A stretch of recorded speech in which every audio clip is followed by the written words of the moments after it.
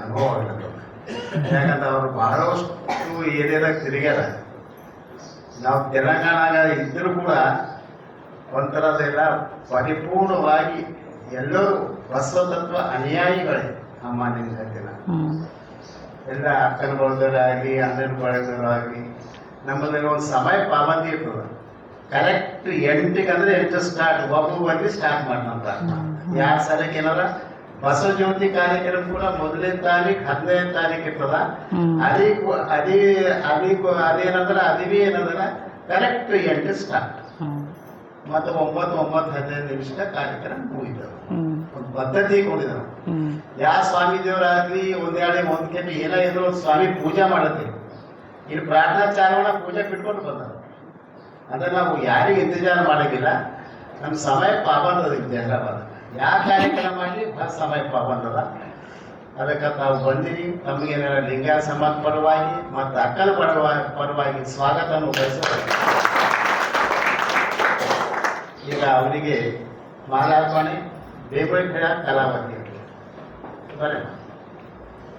ನಿಮ್ಮ ಧರ್ಮವಯ್ಯ ಈ ಭಕ್ತಿಯ ಪಥವು ಕರುಣಿ ಕಪಿಲ ಸಿದ್ಧ ಮಲ್ಲಿನಾಥಯ್ಯ ನಿಮಗೂ ಎನಗೂ ಬಸವಣ್ಣನ ಧರ್ಮವಯ್ಯ. ವಿಶ್ವಗುರು ಧರ್ಮಪಿತ ಮಂತ್ರಪುರುಷ ಬಸವಣ್ಣನವರನ್ನು ಎನ್ ಮಂದಿರದಲ್ಲಿ ಧ್ಯಾನಿಸಿಕೊಂಡು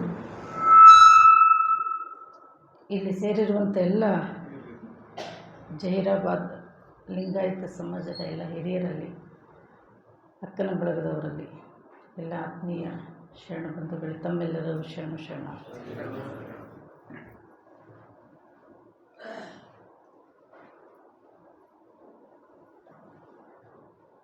ಎಲ್ಲವನ್ನು ಕೊಟ್ಟಿರ್ತಕ್ಕಂಥವನು ದೇವರು.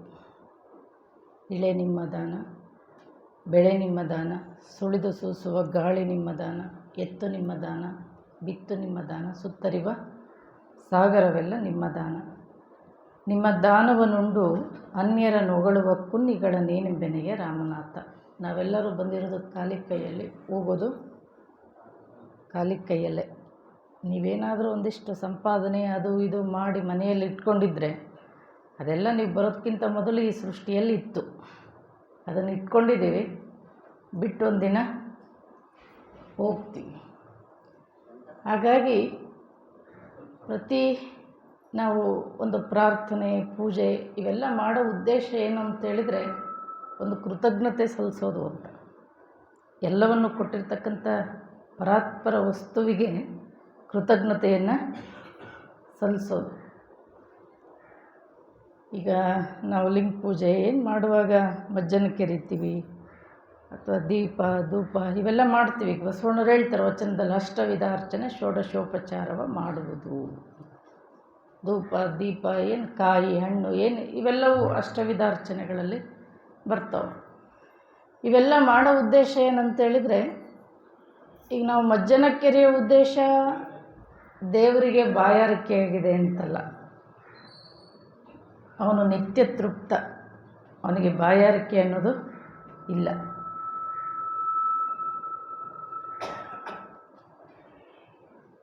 ನಾವೆಲ್ಲ ಬದುಕಲಿಕ್ಕೆ ನೀರು ಬಹಳ ಅಮೂಲ್ಯ. 84 ಲಕ್ಷ ಜೀವರಾಶಿಗಳು ಬದುಕಬೇಕು ಅಂದರೆ ನೀರು ಬೇಕು. ನಾವು ಬದುಕಲಿಕ್ಕೆ ಇವತ್ತು ನಿಮಗೆ ಬಾಯಾರಿಕೆ ಆಗಿತ್ತು ಅಂದರೆ ಅಮೃತ ಕುಡಿದ್ರೂ ತೃಪ್ತಿ ಆಗೋದಿಲ್ಲ, ನೀರು ಬೇಕೇ ಬೇಕು. ಆ ನೀರು ಕೊಟ್ಟಿದ್ದಾನೆ ಅಂತ ಕೃತಜ್ಞತೆಯಿಂದ ಮಜ್ಜನಕ್ಕೆ ಕೆರಿತೀವಿ. ಇನ್ನು ಧೂಪ ದೀಪಗಳನ್ನು ಬೆಳಗ್ತೀವಿ ಅಂದರೆ ನಾವು ಬದುಕಲಿಕ್ಕೆ ಸೂರ್ಯ ಚಂದ್ರರನ್ನು ದೀಪ ಹಚ್ಚ ನಕ್ಷತ್ರಗಳು.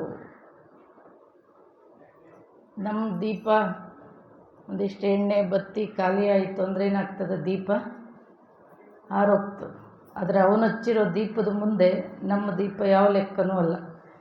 ನಾವು ಅಲ್ಪ ಸ್ವಲ್ಪ ಏನಾದರೂ ಹರಕೆಗಳನ್ನು ಹೊತ್ಕೊಂಡು ಇಷ್ಟು ದಿನ ತುಪ್ಪದ ದೀಪ ಹಚ್ಚುತ್ತೀವಿ. ಹಿಂಗೆಲ್ಲ ಅಕಸ್ಮಾತ್ ನಮ್ಮದೇನಾದರೂ ಬೇಡಿಕೆ ಈಡೇರಲಿಲ್ಲ ಅಂದರೆ ದೇವ್ರನ್ನ ಬೈಯಕ್ಕೆ ಶುರು ಮಾಡ್ತೀವಿ. ಇಷ್ಟು ದಿನ ನಿನಗೆ ತುಪ್ಪದ ದೀಪ ಹಚ್ಚಿದ್ದು ದಂಡ ಅಂತ.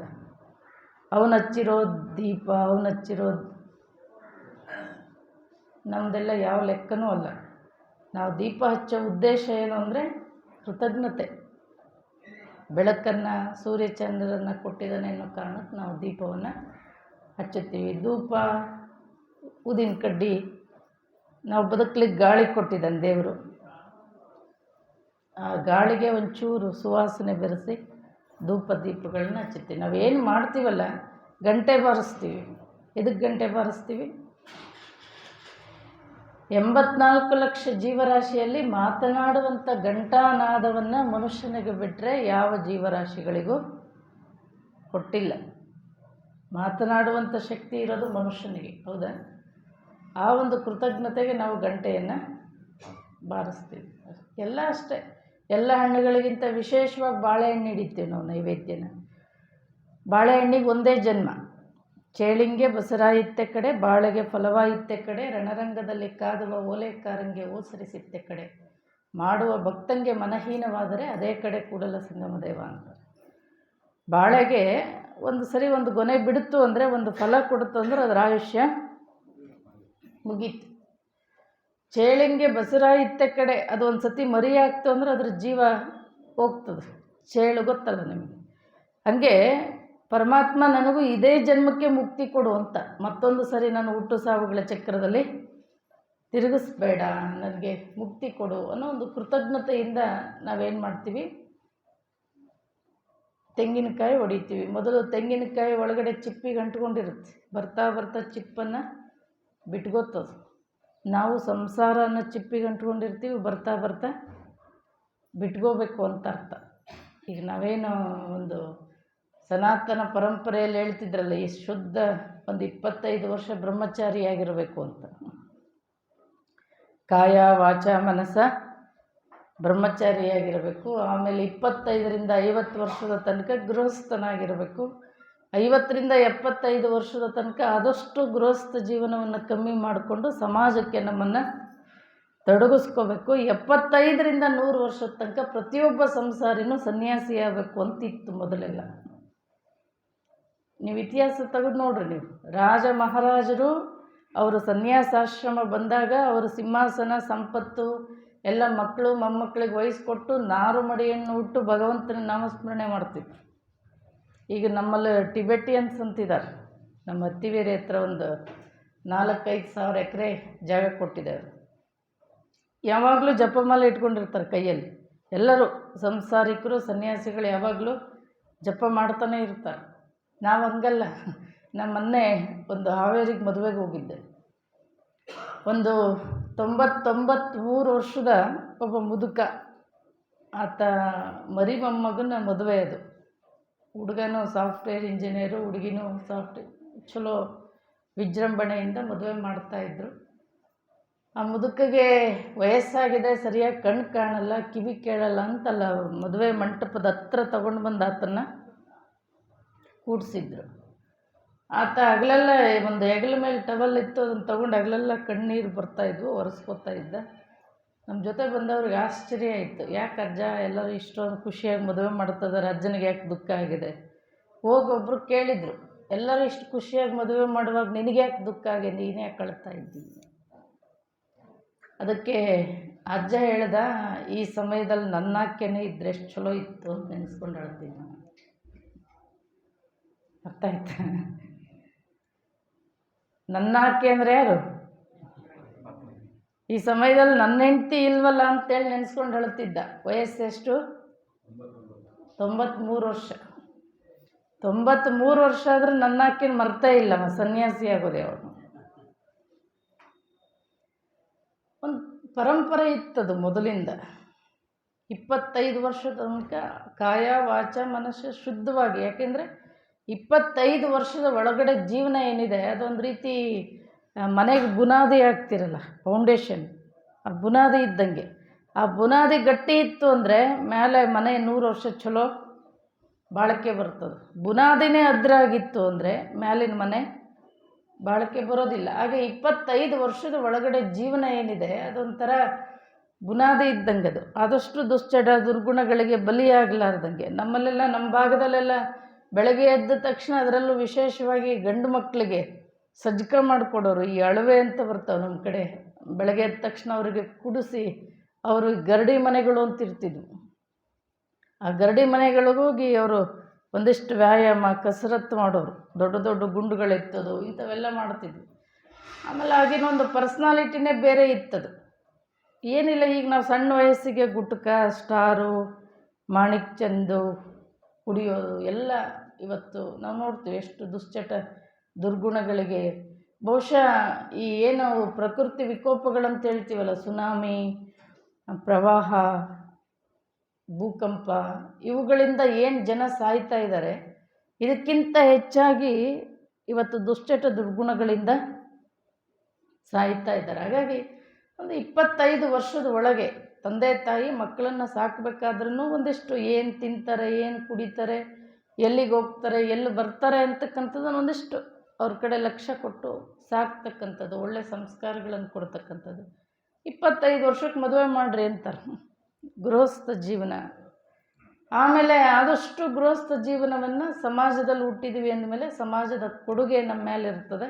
ಸಮಾಜಕ್ಕೆ ನಮ್ಮದೇ ಆಗಿರ್ತಕ್ಕಂಥ ಒಂದಿಷ್ಟು ಏನಾದರೂ ಕೊಡುಗೆಯನ್ನು ಕೊಡಬೇಕು, ಒಂದಿಷ್ಟು ಸಮಾಜ ಸೇವೆಯನ್ನು ಮಾಡಬೇಕು ಅಂತ ಹೇಳ್ತಾರೆ.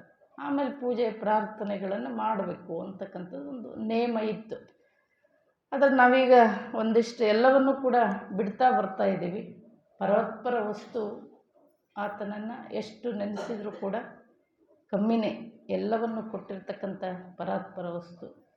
ಆ ಪೂಜೆ ಪ್ರಾರ್ಥನೆಯನ್ನು ಮಾಡಬೇಕಾದ್ರೆ ನಮ್ಮ ಭಕ್ತಿ ಹೇಗಿರಬೇಕು ಅಂತಾರೆ ಅಂದರೆ, ಬಸವಣ್ಣವ್ರು ಹೇಳ್ತಾರೆ, ಸದಾಚಾರ ಸದ್ಭಕ್ತಿಯಿಂದ ಕೂಡಿರಬೇಕು ಅಂತ.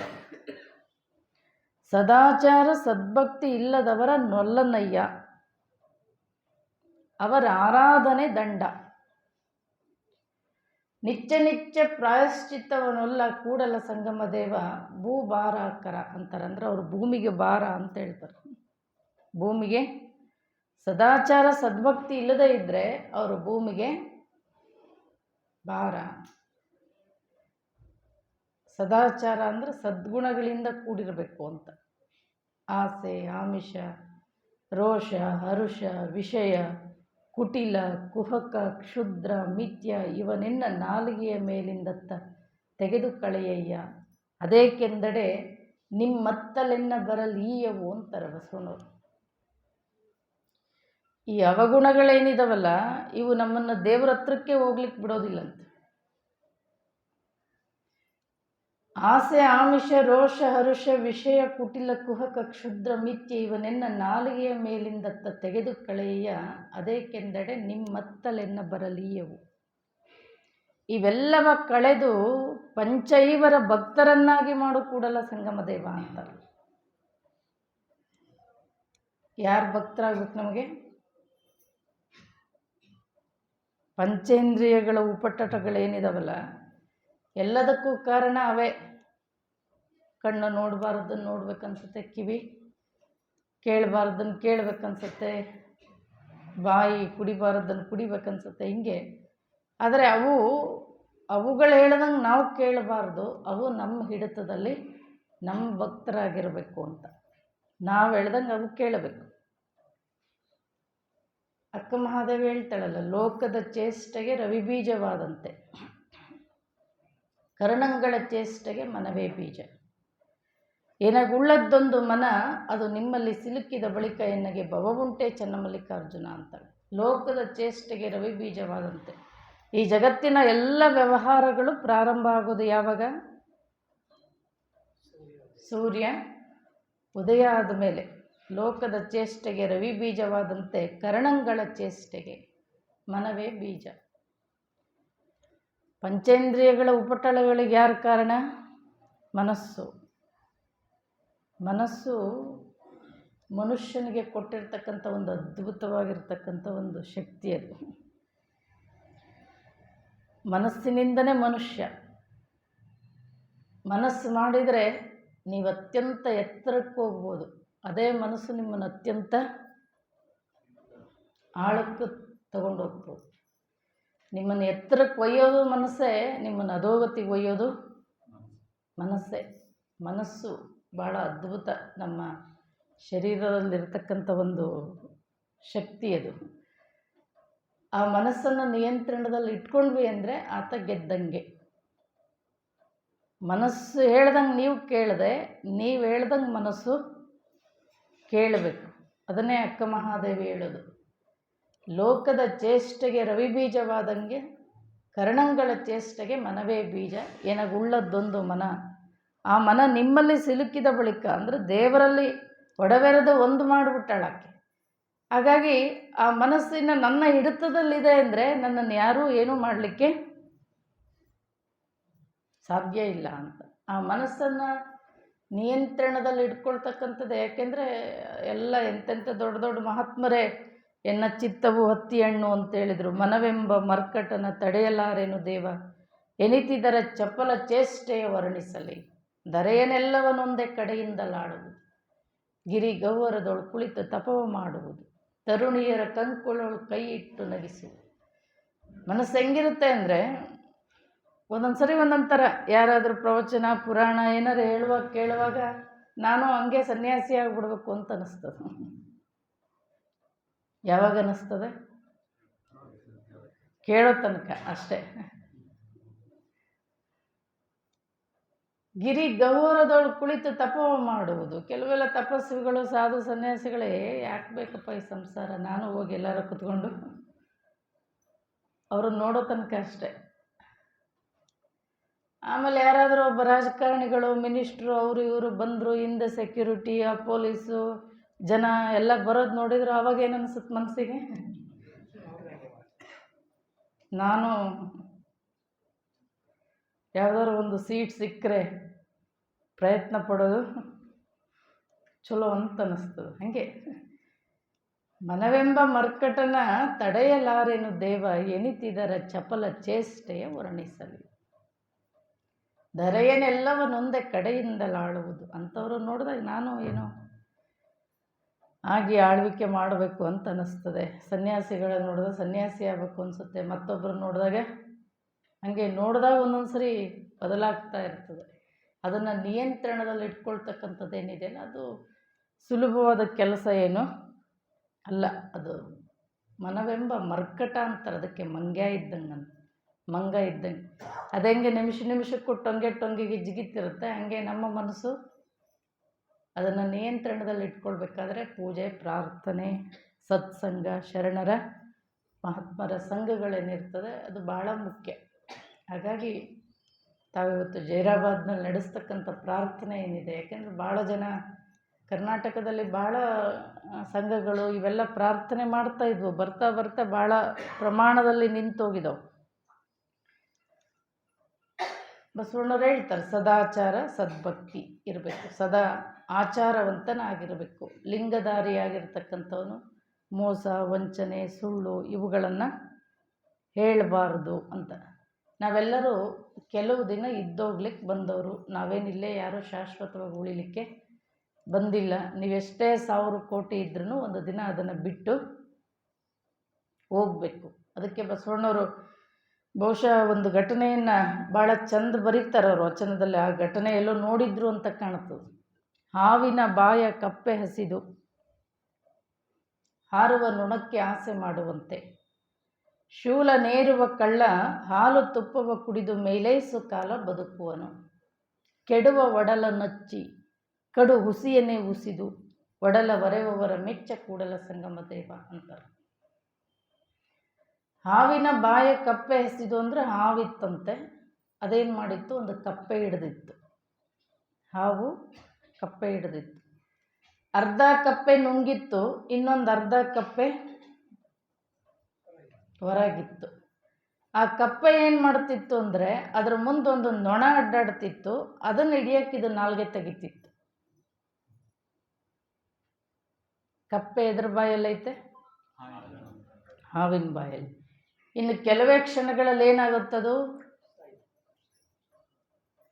ನಾನೇ ಮತ್ತೊಂದ್ರ ಬಾಯಲ್ಲಿದ್ದೀನಿ ಅನ್ನೋ ಪ್ರಜ್ಞೆ ಇಲ್ಲದೆ ತನ್ನ ಮುಂದಿರೋ ನೊಣ ಹಿಡಿಯಕ್ಕೆ ನಾಲ್ಗೆ ತೆಗಿತೈತೆ. ಹಾವಿನ ಬಾಯ ಕಪ್ಪೆ ಹಸಿದು ಹಾರುವ ನೊಣಕ್ಕೆ ಆಸೆ ಮಾಡುವಂತೆ, ಶೂಲ ನೇರುವ ಕಳ್ಳ. ಈ ಮರಣದಂಡನೆ ಶಿಕ್ಷೆ ಅಂತ ವಿಧಿಸಿದಾಗ ನೀನು ಕೊನೆಯ ಆಸೆ ಏನು ಅಂತ ಕೇಳ್ತಾರಿಲ್ರಿ. ಅವಾಗ ನಾವು ಹೋಳಿಗೆ ಉಗ್ಗಿ ಉಣ್ಬೇಕು, ಹೋಳಿಗೆ ತುಪ್ಪ ಉಣ್ಬೇಕು, ಗೋಧಿ ಹುಗ್ಗಿ ತುಪ್ಪ ಉಣ್ಬೇಕು ಅಂದರೆ ಈಗ ಅದನ್ನು ಉಂಡು ನೀ ಎಷ್ಟು ಕಾಲ ಬದುಕೋನಿದ್ದಿ? ಕೆಲವೇ ಕ್ಷಣಗಳಲ್ಲಿ ಜೀವ ಹೋಗ್ತದೆ. ಆ ಪ್ರಜ್ಞೆ ಇಲ್ಲದೆ ಶೂಲ ನೇರುವ ಕಳ್ಳ ಹಾಲು ತುಪ್ಪವ ಕುಡಿದು ಮೇಲೇಸು ಕಾಲ ಬದುಕುವನು, ಕೆಡುವ ಒಡಲ ನಚ್ಚಿ. ನಿಮಗೆಲ್ಲ ಗೊತ್ತು, ಒಂದು ದಿನ ಈ ಶರೀರ ಮಣ್ಣಲ್ಲಿ ಮಣ್ಣಾಗ್ತದೆ. ನಾ ಹೇಳಿದ್ನಲ್ಲ, ನೀವು ಪ್ರತಿದಿನ ಗೋಡಂಬಿ, ದ್ರಾಕ್ಷಿ, ತುಪ್ಪ, ಬಾದಾಮು ಇಂಥವನ್ನೇ ತಿಂತಿದ್ರು ಯಾರೂ ಈ ಮಣ್ಣಲ್ಲಿ ಮಣ್ಣಾಗ ಶರೀರನ ಉಳಿಸ್ಕೊಳ್ಳಿಕ್ಕೆ ಈ ಭೂಮಿ ಮೇಲೆ ಸಾಧ್ಯ ಆಯ್ತಾ? ಏನು ಭಾರಿ ಒಂಚೂರು ಯೋಗಾಸನ ಅವು ಇವು ಮಾಡಿ ಒಂಚೂರು ಶರೀರ ಚಲೋ ಕಾಯ್ಕೊಂಡಿರಿ ಅಂದರೆ ಇನ್ನೊಂದು 4 ವರ್ಷ ಜಾಸ್ತಿ ಬದುಕ್ಬೋದು. ಬಿಟ್ಬಿಟ್ರೆ ಹುಟ್ಟಿದವರೆಲ್ಲರೂ ಒಂದು ದಿನ ಸಾಯೋದೆ. ಕೆಡುವ ಒಡಲು ನಚ್ಚಿ ಕಡು ಹುಸಿಯನೇ ಉಸಿದು. ಆ ಗೇಣು ಹೊಟ್ಟೆ ತುಂಬಿಸ್ಕೊಳ್ಳಿಕ್ಕೋಸ್ಕರ ಎಷ್ಟು ಸುಳ್ಳು, ಎಷ್ಟು ಮೋಸ, ಎಷ್ಟು ವಂಚನೆ, ಏನೆಲ್ಲ ಮಾಡಿ ಬದುಕಲಿಕ್ಕೆ ಪ್ರಯತ್ನ ಪಡ್ತೀವಿ. ಒಡಲವರ ಹೊರೆವವರ ಮೆಚ್ಚ ಕೂಡಲ ಸಂಗಮದೇ. ಸುಳ್ಳು, ಮೋಸ, ವಂಚನೆಗಳಿಂದ ಹೊಟ್ಟೆ ತುಂಬಿಸ್ಕೊಳ್ಳುವಂಥವರನ್ನು ದೇವರು ಒಪ್ಪೋದಿಲ್ಲ. ನಿಜವಾಗ್ಲೂ ದೇವನ ಒಲಿಸುವ ಪರಿ ಯಾವುದು ಅಂತ ಹೇಳಿದರೆ, ನೀವೇನೇನೋ ದೇವರಿಗೆ ಹರಕೆ ಹೊತ್ಕೊಂಡು ಅದನ್ನು ಕೊಡ್ತೀನಿ ಇದನ್ನು ಕೊಡ್ತೀನಿ. ನಮ್ಮ ಕಡೆ ಎಲ್ಲ ಕ್ವಿಂಟಲ್ ಗಟ್ಟಲೆ ಕೊಬ್ಬರಿ, ತೆಂಗಿನಕಾಯಿ ಸುಡ್ತಿರ್ತಾರೆ, ಕರ್ಪೂರ ಸುಡುತ್ತಾರೆ, ಹರಕೆ ಹೊತ್ಕೊಂಡಿರ್ತಾರೆ. ನಂಗೆ ಹಂಗಾಗುತ್ತೆ. ಇವೆಲ್ಲ ಕೊಟ್ಟರೆ ದೇವರು ಒಲಿಯೋದಿಲ್ಲ. ಇವೆಲ್ಲ ಜನಾರ್ದನ್ ರೆಡ್ಡಿ ತಿರುಪತಿಗೆ ಕಿರೀಟ ಕೊಟ್ಟಿದ್ದ. ಎಷ್ಟು ಬೆಲೆ ಬಾಳೋದು? 300-400 ಕೋಟಿ ಬೆಲೆ ಬಾಳುವಂಥ ಕಿರೀಟ ಕೊಟ್ಟು ಸ್ವಲ್ಪ ದಿವಸಕ್ಕೆ ಏನಾಯಿತು? ಜೈಲಿಗೆ ಹೋದ. ದೇವ್ರಿಗೆ ಗೊತ್ತಿಲ್ಲೇನು ಇದು ಯಾವ್ಯಾವ ದುಡ್ಡು ಎಲ್ಲಿಂದ ಬಂದದೆ, ಏನಾಗಿದೆ ಅಂತೇಳಿ. ಹಾಗಾಗಿ ಈ ಜಗತ್ತಿನಲ್ಲಿ ದೇವರಿಗೆ ಕೊಡಬೇಕು ಅಂತ ನಾವೇನು ಹರಕೆ ಹೊತ್ಕೋತೀವಿ, ಕೊಡ್ತೀವಿ, ಅದು ಯಾವುದು ನಮ್ಮದಲ್ಲ. ಅದು ಯಾವುದು ನಮ್ಮದಲ್ಲ. ಅದೆಲ್ಲ ಯಾರ್ದು? ಅವನದೇ ತಗೊಂಡು ಅವನಿಗೇನು ಕೊಡೋದು? ಅವನಿಗೆ ಕೊಡಬೇಕಾಗಿರೋದೇನು ಅಂದರೆ ಸದ್ಗುಣಗಳು. ಅವನಿಗೆ ಕೊಡಬೇಕಾಗಿರೋದೇನು? ಸದ್ಗುಣಗಳು. ಅದನ್ನೇ ಬಸವಣ್ಣವ್ರು ಹೇಳೋದು, ಕಳಬೇಡ, ಕೊಲಬೇಡ. ನಿಜವಾಗ್ಲೂ ದೇವರನ್ನು ಒಲಿಸುವ ಪರಿ ಯಾವುದು ಅಂತಾರೆ ಬಸವಣ್ಣವರು ಅಂದರೆ ಇವೆ: ಕಳಬೇಡ, ಕೊಲಬೇಡ, ಹುಸಿಯ ನುಡಿಯಲು ಬೇಡ, ಮುನಿಯಬೇಡ, ಅನ್ಯರಿಗೆ ಅಸಹ್ಯ ಪಡಬೇಡ, ತನ್ನ ಬಣ್ಣಿಸಬೇಡ, ಇದಿರು ಅಳಿಯಲು ಬೇಡ. ಇದೇ ಅಂತರಂಗ ಶುದ್ಧಿ, ಇದೇ ಬಹಿರಂಗ ಶುದ್ಧಿ, ಇದೇ ನಮ್ಮ ಕೂಡಲ ಸಂಗಮ ದೇವರ ಒಲಿಸುವ ಪರಿ. ದೇವರನ್ನು ಒಲಿಸುವ ಪರಿ ಇವೆಲ್ಲ ಕೊಟ್ಟು ಏನೇನ ಹರಕೆ ಹೊತ್ಕೊಂಡು ತೀರಿಸ್ಕೊಳ್ಳೋದಲ್ಲ.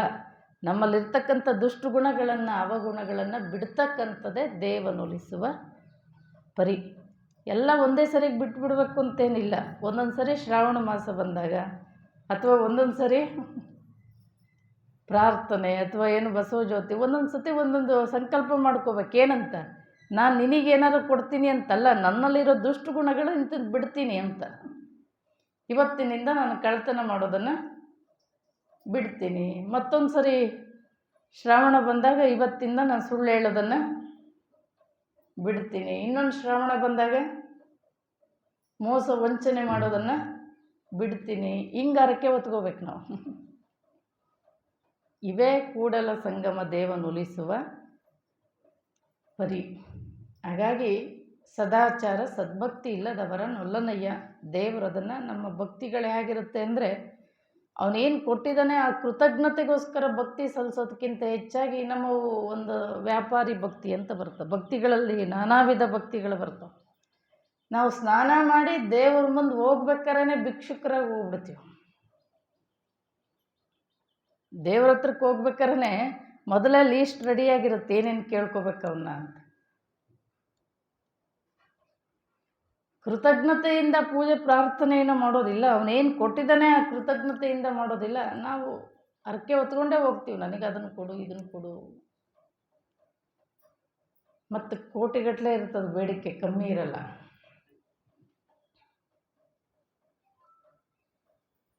ಇಲ್ಲಿ ದೇವರು ಒಲಿತಕ್ಕಂಥದ್ದು ಎದಕ್ಕೆ ಅಂದರೆ ಇದಕ್ಕೆ ವ್ಯಾಪಾರಿ ಭಕ್ತಿ ಅಂತಾರೆ. ಕೃತಜ್ಞತೆಯಿಂದ ಕುಂತು ಪೂಜೆ ಪ್ರಾರ್ಥನೆ ಮಾಡೋದಕ್ಕಿಂತ ನನಗೆ ಅದನ್ನು ಕೊಡು ಇದನ್ನು ಕೊಡು ಅಂತ ಏನು ಬೇಡಿಕೆಯನ್ನು ಇಟ್ಟು ನಾವು ಭಕ್ತಿಯನ್ನು ಸಲ್ಲಿಸ್ತೀವಿ, ಇದಕ್ಕೆ ಎಂಥ ಭಕ್ತಿ ಅಂತಾರೆ?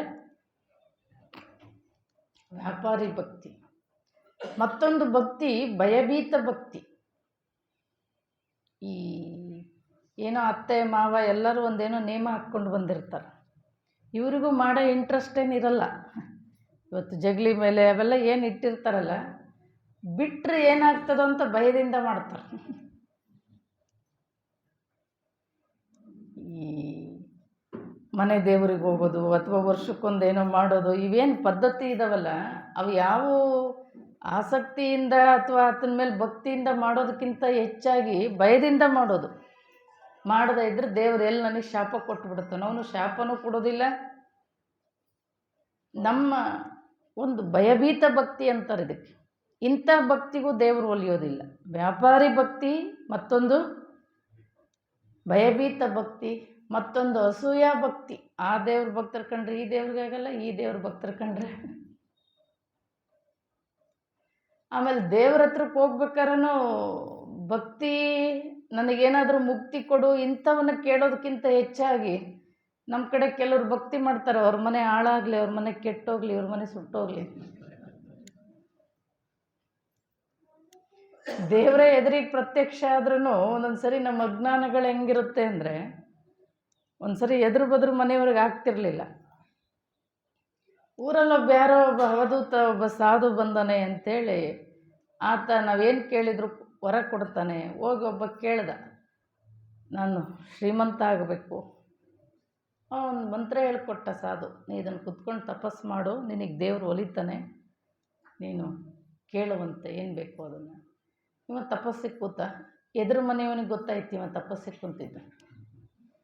ಸಾಧು ಹತ್ರ ಹೋಗಿದ್ದು ಎಲ್ಲ ಗೊತ್ತಾಯಿತು. ಇವನು ಹೋದ ಅವನ ಹತ್ರಕ್ಕೆ, ಇವನು ಕೇಳ್ಕೊಂಡ, ಅವನಿಗೂ ಹೇಳ್ಕೊಟ್ರ ಸಾಧು. ಇವನು ಬಂದು ಎದುರಿಗೆ ಕೂತ್ಕೊಂಡ ತಪಸ್ಸಿಗೆ. ಇಬ್ಬರು ತಪಸ್ಸಿಗೆ ಕೂತಿದ್ರು. ದೇವರು ಬೋಳಶಂಕರ ಪ್ರತ್ಯಕ್ಷ ಆದ. ಮೊದಲು ಕುಂತವನಿಗೆ ಕೇಳ್ದ, ಏನಯ್ಯ ನಾನು ನಿನ್ನ ತಪಸ್ಸಿಗೆ ಮೆಚ್ಚಿದ್ದೀನಿ, ಏನು ಬೇಕು ಅಂದ. ಕಣ್ಬಿಟ್ಟು ನೋಡ್ದ, ಇವನು ವೈರಿ ಕುಂತಿದ್ನಲ್ಲ ಎದುರಿಗೆ. ಅದಕ್ಕೆ ಅವ ಕೇಳ್ದ, ಅವನಿಗೇನು ಕೊಟ್ಟಿ ಅಂತ ಕೇಳ್ದ. ಇವ ಎದುರಿಗೆ ಕುಂತವನಿಗೇನು ಕೊಟ್ಟಿ?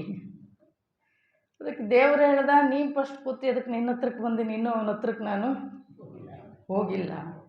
ಇವ ವಿಚಾರ ಮಾಡ್ದ, ಈಗ ಅವನ ಹತ್ರಕ್ಕೆ ಹೋಗಿ ನನಗೇನು ಕೊಟ್ಟಿಯ ಅಂತ ಕೇಳೋ, ನನಗಿಂತ ಜಾಸ್ತಿ ಕೇಳಿಬಿಟ್ರೆ. ಭಾಳ ವಿಚಾರ ಮಾಡ್ದೆ ಹೇಳ್ದ, ಆ ಎದುರಿಗಿದ್ದವನಿಗೇನು ಕೊಡ್ತೀಯಲ್ಲ ಅದಕ್ಕೆ 2 ಪಟ್ಟು ನನಗೆ ಕೊಡು ಅಂದ. ತಥಾಸ್ತು ಅಂದ. ಇವನ ಹತ್ರಕ್ಕೆ ಬಂದು ಕೇಳ್ದ, ನಿನ್ನ ತಪಸ್ಸಿಗೆ ಮೆಚ್ಚಿದ್ದೀನಿ, ಏನು ಕೊಡ್ತೀಯ? ಅವನು ಕಣ್ಬಿಟ್ಟು ಕೇಳ್ದ, ಅವನಿಗೇನು ಕೊಡ್ತೀಯ ಅಂತ. ಅವನು ನಿನಗೇನು ಕೊಟ್ಟನು ಅದಕ್ಕೆ 2 ಪಟ್ಟು ಕೇಳೇನೆ ಅಂದ. ನೀವು ವಿಚಾರ ಮಾಡ್ದ, ನನಗೆ 10 ಎಕರೆ ಕೇಳಿದ್ರೆ ಅವನಿಗೆ 20 ಎಕರೆ, ನನಗೆ 10 ಮನೆ ಕೇಳಿದ್ರೆ ಅವನಿಗೆ, ನನಗೆ 10 ತೊಲ ಬಂಗಾರ ಕೇಳಿರೋನು. ಭಾಳ ವಿಚಾರ ಮಾಡಿ ದೇವರು ಪರಾತ್ಪರ ವಸ್ತು ಪ್ರತ್ಯಕ್ಷ ಆಗಿದ್ದಾನೆ. ಇವ ಕೇಳ್ದ, ನಂದೊಂದು ಕಣ್ಣು ಹೋಗ್ಲಿ ಅಂದ.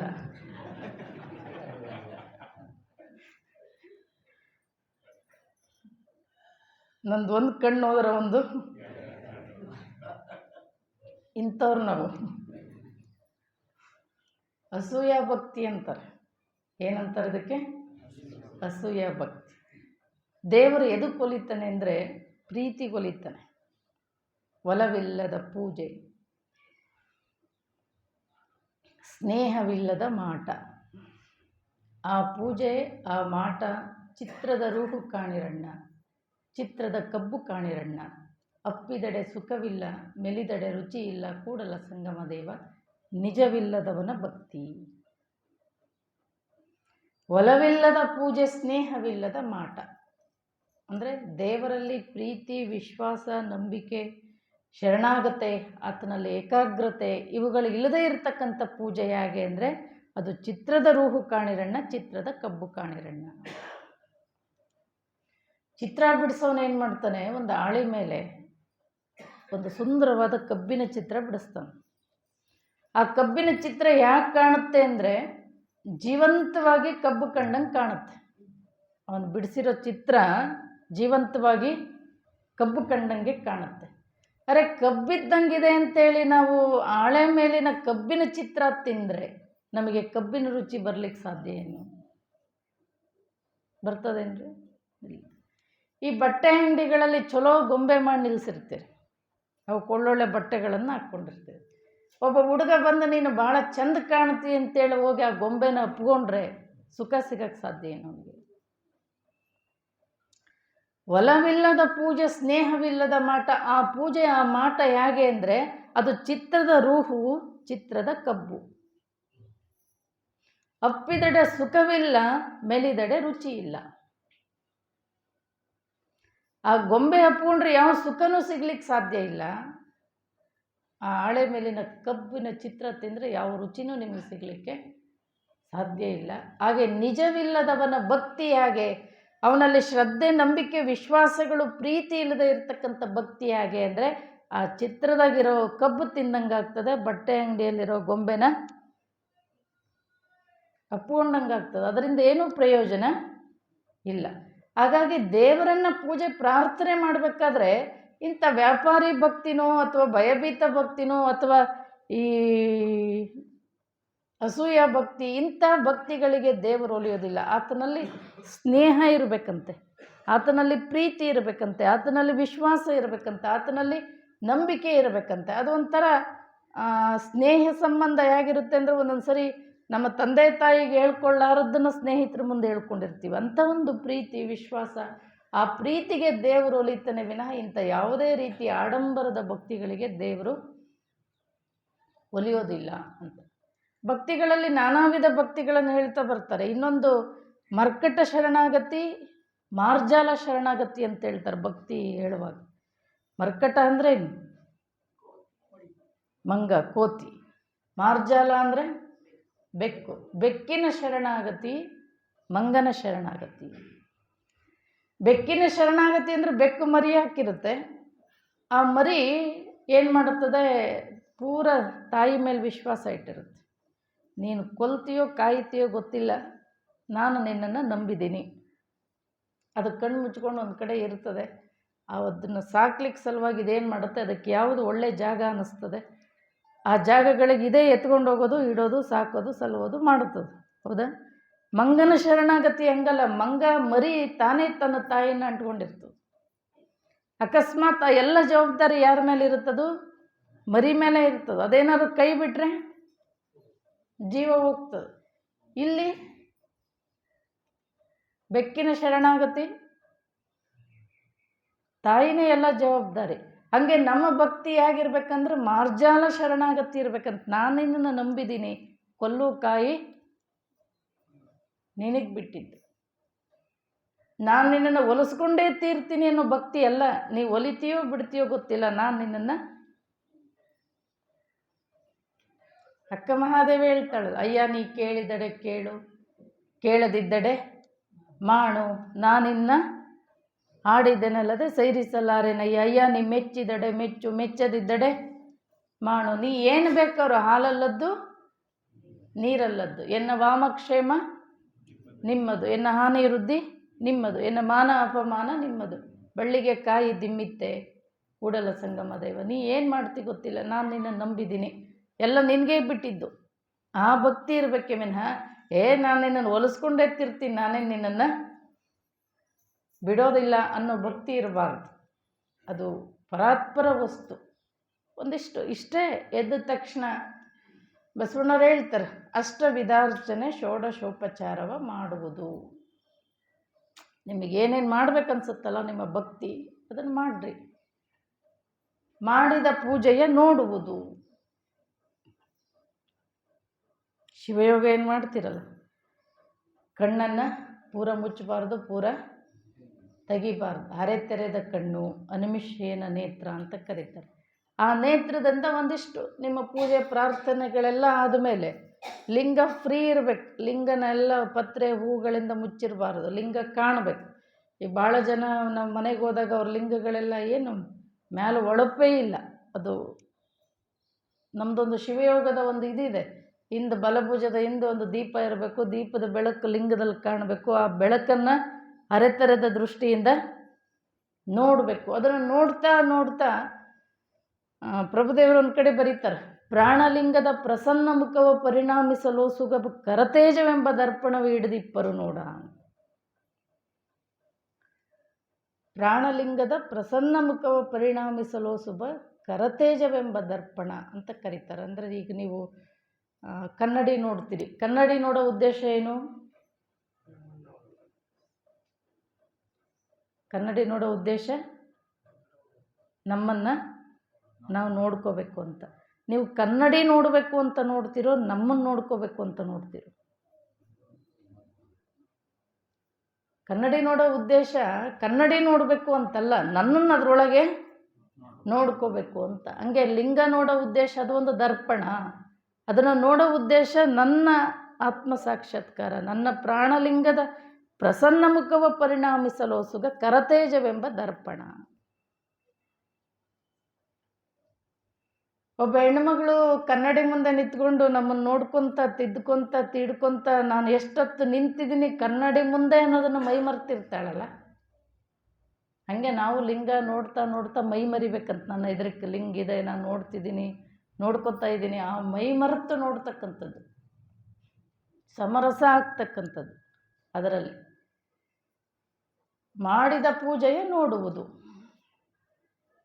ಶಿವತತ್ವ ಗೀತವ ಹಾಡುವುದು, ವಚನಗಳು ಹಾಡುಗಳು ಏನು ಬರ್ತದೋ ಅದನ್ನು ಲಿಂಗ ಏನು ಮುಂದೆ ಕೂತ್ಕೊಂಡು ಹಾಡ್ರಿ ಅಂತ. ಏನೂ ಅರಿಯೇನೆಂದು ಮೌನಗೊಂಡಿರಬೇಡ, ಕೂಡಲ ಸಂಗಮ ದೇವರ ಮುಂದೆ ದಂದಣ ದತ್ತಣ ಎನ್ನು ಅಂತಾರೆ. ನನಗೆ ಆ ಮಂತ್ರ ಬರಲ್ಲ, ಈ ಮಂತ್ರ ಬರಲ್ಲ, ಸಂಸ್ಕೃತ ಬರೋದಿಲ್ಲ, ಅಥವಾ ನಾ ಏನು ಕಲ್ತಿಲ್ಲ, ನಿನಗೇನು ಅರಿಯನೆಂದು ಮೌನಗೊಂಡಿರಬೇಡ. ಆಡಿರಯ್ಯ ಆಡಿರಯ್ಯ ಮನಬಂದ ಪರಿಯಲ್ಲಿ, ಕೋಡಂಗಿ ಆಟವ ಆಡುವ ಭಕ್ತರಿಗೆ ಬೇಡಿದ್ದ ನೀವ ನಮ್ಮ ಕೂಡಲ ಸಂಗಮದೆ. ನಿಮಗೆ ಭಕ್ತಿ ಶ್ರದ್ಧೆ ನಿಷ್ಠೆಗಳಿದ್ರೆ ಸಾಕು, ನಿಮಗೆ ಯಾವ ಮಂತ್ರ ಬರಬೇಕು ಏನು ಬರಬೇಕು ಅಂತಿಲ್ಲ. ಸಣ್ಣ ಸಣ್ಣ ಮಕ್ಕಳು ಸರಿಯಾಗಿ ಅಜ್ಜ ಅನ್ನಕ್ಕೆ ಬರೋದಿಲ್ಲ, ಅಜ್ಜಿ ಅನ್ನಕ್ಕೆ ಬರೋದಿಲ್ಲ, ಅಪ್ಪ ಅನ್ನಕ್ಕೆ ಬರೋದಿಲ್ಲ, ಅವ್ವ ಅನ್ನಕ್ಕೆ ಬರೋದಿಲ್ಲ, ಅವು ಪೆದ್ದನಂಗೆ ಕರಿತಿರ್ತವೆ. ತಂದೆ ತಾಯಿಗಳಿಗೆ ಅದು ಮುದ್ದಾಗಿರ್ತದೆ, ಹೌದಾ? ಅವೇನು ತಪ್ಪಂದ್ರೂ ಮಕ್ಕಳು ಮೊಮ್ಮಕ್ಕಳು ತಂದೆ ತಾಯಿಗಳಿಗೆ ಏನಾಗ್ತದೆ, ಎಷ್ಟು ಖುಷಿ ಆಗ್ತದೆ ನಮಗೆ ಏನು ತಪ್ಪು ಕರೆದ್ರೂ.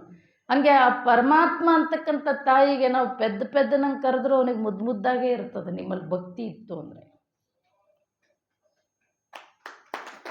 ಭಕ್ತಿ ಶ್ರದ್ಧೆಗಳಿತ್ತು ಅಂದರೆ ನೀವೇನು ಕರೆದ್ರೂ ಆತನಿಗೆ ಪ್ರೀತಿನೇ ಅದು. ಹಾಗಾಗಿ ಭಕ್ತಿನೇ. ಅದಕ್ಕೆ ಬಸವಣ್ಣವ್ರು ಹೇಳೋರು, ನಾದಪ್ರಿಯ ಶಿವನೆಂಬರು ನಾದಪ್ರಿಯ ಶಿವನಲ್ಲ, ವೇದಪ್ರಿಯ ಶಿವನೆಂಬರು ವೇದಪ್ರಿಯ ಶಿವನಲ್ಲ. ನಾದವ ಮಾಡಿದ ರಾವಣಂಗೆ ಅರೆಯಾಯುಷ್ಯವಾಯಿತು, ವೇದವನೋದಿದ ಬ್ರಹ್ಮನ ಶಿರವೋಯಿತು. ನಾದಪ್ರಿಯನೂ ಅಲ್ಲ, ವೇದಪ್ರಿಯನೂ ಅಲ್ಲ, ಭಕ್ತಿಪ್ರಿಯ ನಮ್ಮ ಕೂಡಲ ಸಂಗಮ ದೇವ. ಇತಿಹಾಸದ ಪುಟಗಳನ್ನು ಯಾರ್ಯಾರು ದೇವರು ಸಾಕ್ಷಾತ್ಕಾರ ಮಾಡ್ಕೊಂಡಿದ್ದಾರೆ, ಸತ್ಯವನ್ನು ಅರಿತಿದ್ದಾರೆ ಅಂತ ತಿಳ್ಕೊಳ್ಳೋಕೆ ನೋಡಿದರೆ ನಾವು, ದೇವರು ಒಲ್ದಿರೋದು ಎದಕ್ಕೆ ಅಂದರೆ ಭಕ್ತಿಗೆ ಒಲ್ದಿದ್ದಾನೆ. ಅದು ನಿಷ್ಕಲ್ಮಶವಾದ ಕೋಳೂರು ಕೊಡಗೂಸಿನಂಥ ಭಕ್ತಿ, ಮಾದಾರ ಚೆನ್ನಯ್ಯನಂಥ ಭಕ್ತಿ, ಬೇಡರ ಕಣ್ಣಪ್ಪನಂಥ ಭಕ್ತಿ, ಭಕ್ತ ಮಾರ್ಕಂಡಯ್ಯನಂಥ ಭಕ್ತಿ, ಕುರುಬರ ಗೊಲ್ಲಾಳನಂಥ ಭಕ್ತಿ. ಇಂಥ ಭಕ್ತಿಗೆ ದೇವರು ಒಲ್ದಿದ್ದಾನೆ ವಿನಃ ಯಾರೋ ರಾಜರು ಮಹಾರಾಜರಿಗೆ ದೇವರು ಒಲ್ದಿಲ್ಲ. ಅವ ಒಂಥರ ಆಕಳ ಇದ್ದಂಗೆ ದೇವರು. ಆಕಳ ಅಂತಿರಲ್ಲ ನೀವು, ಆಕಳ. ನಾನು ಪ್ರಧಾನಮಂತ್ರಿ ಹೆಂಡ್ತಿ ಇದ್ದೀನಿ, ಮಿನಿಸ್ಟ್ರಿ ಹೆಂಡ್ತಿ ಇದ್ದೀನಿ, ನಾ ಅಧಿಕಾರದಲ್ಲಿ ಹಂಗಿದ್ದೀನಿ ಹಿಂಗಿದ್ದೀನಿ ಅಂತ ಆಕಳು ಬೆನ್ನ ಮೇಲೆ ಕೂತ್ಕೊಂಡ್ರೆ ಹಾಲು ಕೊಡಲ್ಲ. ನೀ ಯಾರು ಹೆಂಡ್ತಿ ಇದ್ರೆ ನನಗೇನು, ಎಲ್ಲಿ ಕೂತ್ಕೋಬೇಕು ನೀವು ಹಾಲು ಕರೆಯಕ್ಕೆ?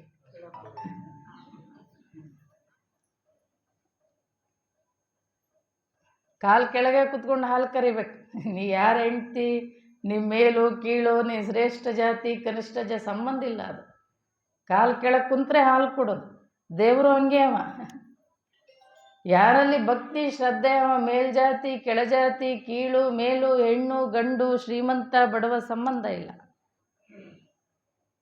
ಹಾಗಾಗಿ ಭಕ್ತಿಯಿಂದ ಕರೆದ್ರೆ ನೀವೇನು ಹೇಳಿದ್ರು, ಯಾವ ಮಂತ್ರ ಹೇಳಿದ್ರು, ಹೆಂಗೆ ಹೇಳಿದ್ರು ಅದು ಅವನಿಗೆ ನಾದಪ್ರಿಯ ಶಿವನೆಂಬರು ನಾದಪ್ರಿಯ ಶಿವನಲ್ಲ, ವೇದಪ್ರಿಯ ಶಿವನೆಂಬರು ವೇದಪ್ರಿಯ ಶಿವನಲ್ಲ. ನಾದವ ಮಾಡಿದ ರಾವಣ ಅವನು ಎಂಥ ಶಿವಭಕ್ತನಿದ್ದಂತೆ ಅಂದರೆ ಹೊರಗಡೆ ವೀಣೆ ತಗೊಂಡು ಮೀಣ್ತಿರ್ಲಿಲ್ಲಂತವನು. ಅವನು ತನ್ನ ಶರೀರದಲ್ಲಿರ್ತಕ್ಕಂಥ ನರಗಳನ್ನೇ ವೀಣೆಯಾಗಿ ಮೀಂಟನಂತ ಭಕ್ತಿ ಅಂತವನು. ಅಂಥ ರಾವಣನಿಗೆ ಏನಾಗಿತ್ತು? ಅರೆಯಾಯುಷ್ಯವಾಯಿತು. ವೇದವನ್ನೋದಿದ ಬ್ರಹ್ಮನ ಶಿರ ಹೋಯಿತು. ನಾದಪ್ರಿಯ ಶಿವ ಆಗಿದ್ರೆ ಈ ದೇಶದಲ್ಲಿ ಬರೀ ಗಾಯಕರಿಗೆ ದೇವರು ಒಲಿಬೇಕಾಗಿತ್ತು, ಹಂಗೇನು ಒಲಿದಿಲ್ಲ. ವೇದಪ್ರಿಯ ಶಿವನಾಗಿದ್ದರೆ ಬರೀ ಪಂಡಿತರಿಗೆ ದೇವರು ಒಲಿಬೇಕಾಗಿತ್ತು, ಆದರೆ ಹಂಗೇನು ಆಗಿಲ್ಲ. ಹಾಗಾಗಿ ಅವ ನಾದಪ್ರಿಯನೂ ಅಲ್ಲ, ವೇದಪ್ರಿಯನೂ ಅಲ್ಲ, ಭಕ್ತಿಪ್ರಿಯ. ದೇವರು ಎದಕ್ಕೆ ಒಲಿತಾನೆ? ಭಕ್ತಿಗೆ ಒಲಿತಾನೆ. ಆ ನಿಷ್ಕಲ್ಮಶ ಭಕ್ತಿ ಇದ್ದರೆ ಸಾಕು. ಅಷ್ಟವಿಧಾರ್ಚನೆ ಷೋಡಶೋಪಚಾರವ ಮಾಡುವುದು, ಮಾಡಿದ ಪೂಜೆಯ ನೋಡುವುದು, ಶಿವತತ್ವ ಗೀತವ ಹಾಡುವುದು, ಶಿವನ ಮುಂದೆ ನಲಿದಾಡುವುದು. ಕುಣಿಬೇಕನ್ಸಿದ್ರೆ ಕುಣಿಬೋದು. ಎಷ್ಟೋ ಜನ ಕುಣಿದಾಡ್ಕೊಂತ ತಮ್ಮ ಭಕ್ತಿಯನ್ನು ಸಲ್ಲಿಸ್ತಿದ್ರು ಭಾಳ ಜನ ಮಹಾತ್ಮರು. ನೀವೆಲ್ಲ ರಾಮಕೃಷ್ಣ ಪರಮಹಂಸ ಅವೆಲ್ಲ ಜೀವನ ಚರಿತ್ರೆ ಓದಿ ನೋಡ್ರಿ. ಒಂದೊಂದ್ಸರಿ ದೇವಿಗೆ ಆರತಿ ಬೆಳಗೋರು, ಒಂದೊಂದ್ಸರಿ ತಮಗೆ ಬೆಳಕು ಕೊಡೋರು, ತಾನೇ ದೇವರು ಅಂತ ಬೆಳಕು ಕೊಡೋರು. ಅದು ಆ ಭಕ್ತಿಯಲ್ಲದು ಒಂದು ಉನ್ಮತ್ತ ಸ್ಥಿತಿ. ಅದು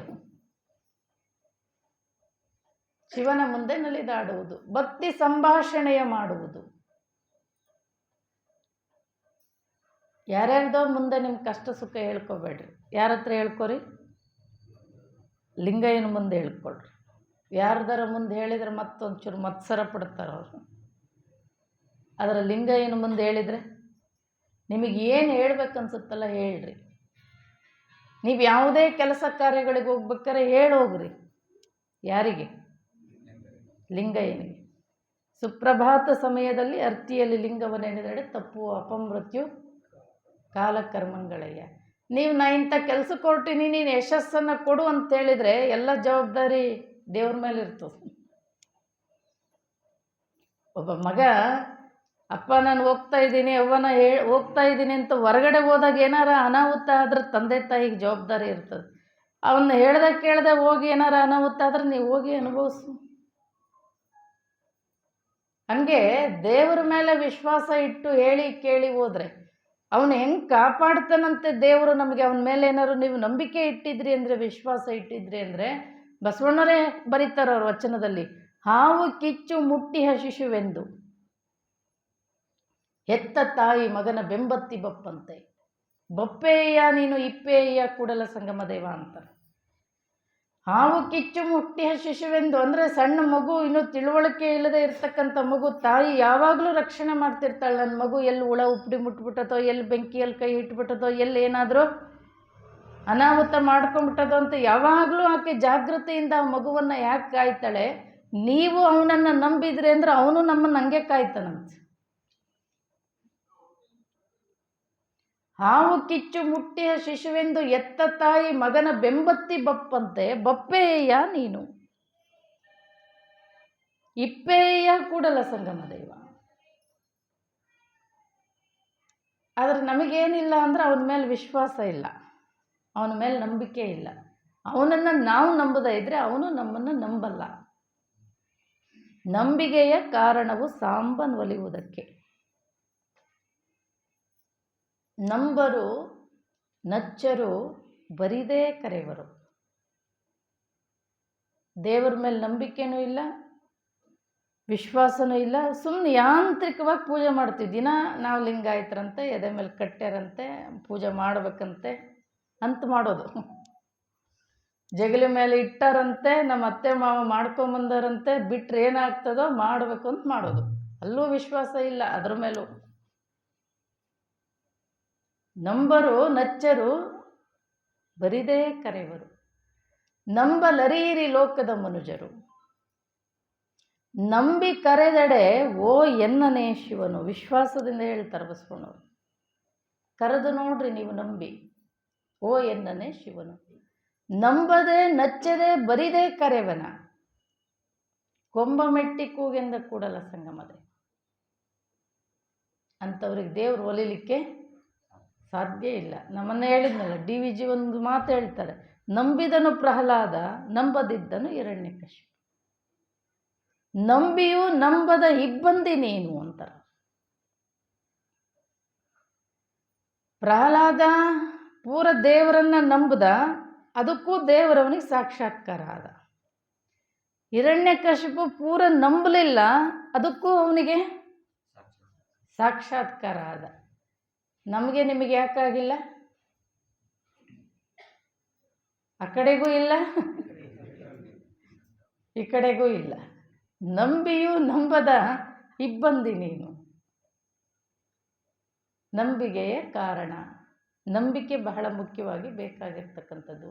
ನೀವು ಸುಮ್ಮನೆ ಇಷ್ಟು ಮಾಡ್ರಿ, ಇನ್ನು ಮೇಲಿಂದ ಬೆಳಗ್ಗೆ ಎದ್ದ ತಕ್ಷಣ ಭಕ್ತಿಯಿಂದ ಒಂದಿಷ್ಟು ಸ್ನಾನ ಮಾಡಿ ಪೂಜೆ ಮಾಡಿರಿ. ಪೂಜೆ ಮಾಡಿ ನೀವು ಯಾವುದೇ ಕೆಲಸ ಕಾರ್ಯಗಳು ಏನೇ ಬೇಕಾದ್ರೂ ಲಿಂಗಯ್ಯನ ಮುಂದೆ ಹೇಳ್ಕೊರಿ, ನಾ ಇಂಥ ಕೆಲಸ ಕಾರ್ಯ ಹೊರಟಿದ್ದೀನಿ, ನನಗೆ ಯಶಸ್ಸನ್ನು ಕೊಡು ಅಂತ ಕೇಳ್ಕೊರಿ.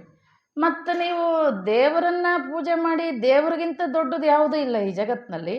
ಅದನ್ನು ವಿಶ್ವಾಸ ಇಟ್ಟು ಹೋಗ್ತಿರ್ತೀವಿ, ಮತ್ತೊಂದು ಬೆಕ್ಕಡ್ಡ ಬಂದ ತಕ್ಷಣ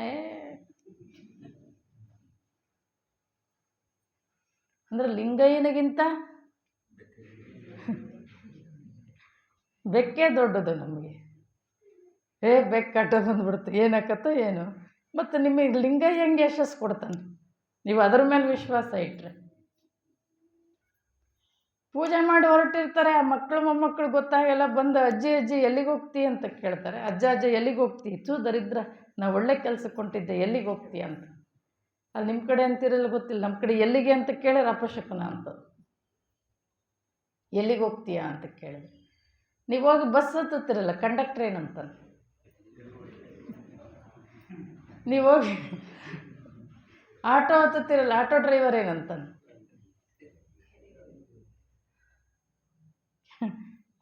ಮತ್ತು ಅವಾಗ ಅಂದರೆ ಆಗಲಿಲ್ಲೇನು ಅಪಶಕುನ.